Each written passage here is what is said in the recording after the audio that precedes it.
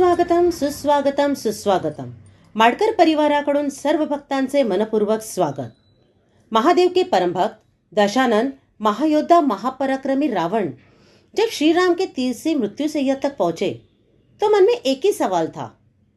उन्होंने राम से पूछा, जिसे आज तक देव दानव हरा नहीं पाए उसे मामूली इंसान, राम तुमने मुझे कैसे हराया? राम ने मुस्कुराते हुए कहा, मैंने तुम्हें नहीं, तुम्हें तुम्हारे मैं ने मारा है. दोस्तों, सचमुच ये अहंकार इतना घातक होता है कि रावण जैसे विद्वान को भी निगल गया. रावण तो राक्षस गण से था, पर भीम, वो तो पांडुपुत्र, सच्चाई की राह पर चलने वाले, मुझ जैसा ताकतवर हो ही नहीं सकता. अपने इसी घमंड में चूर होकर जंगल से जाते वक्त एक बंदर की पूंछ से टकराए. भीम ने घमंड में आकर बंदर से कहा, पूंछ को हटा दो.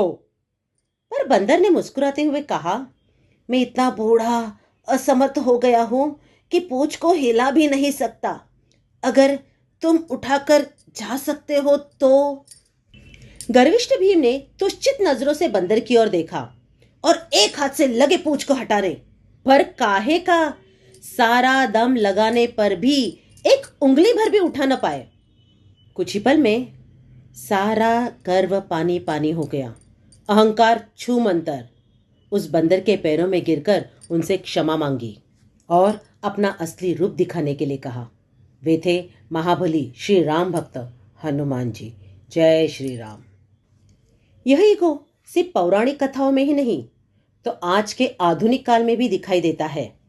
क्या है यह अहंकार?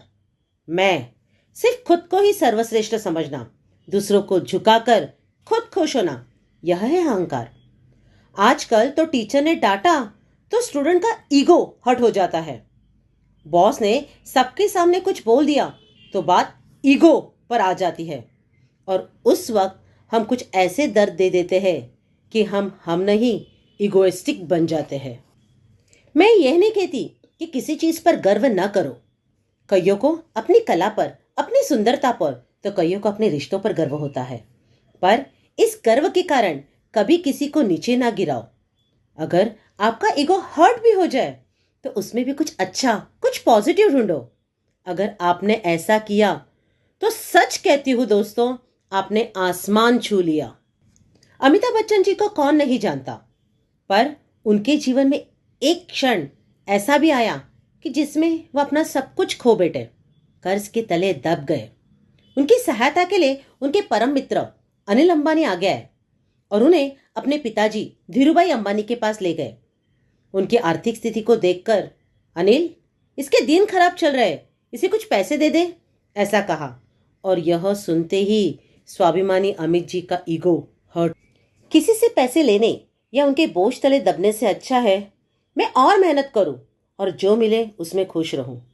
और देखा दोस्तों, जो इंसान कर्ज के दलदल में पूरी तरह से धंस चुका था वो आज KBC जैसे प्रोग्राम में दूसरों को करोड़पति बना रहा है. इसी प्रोग्राम के कारण वो टेलीविजन के सबसे महंगे स्टार बन चुके हैं.